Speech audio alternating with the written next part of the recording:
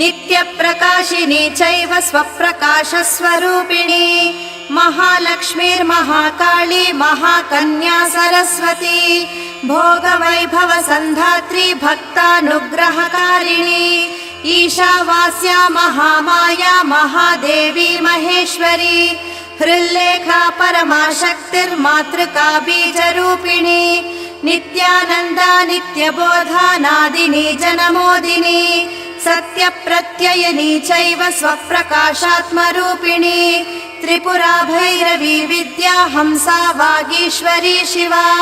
वाग्देवी च महारात्री कालरात्रिस्त्रिलोचना भद्रकाली कराळी च महाकाली तिलोत्तमा काली कराळवक्त्रान्त कामाक्षी कामदा शुभा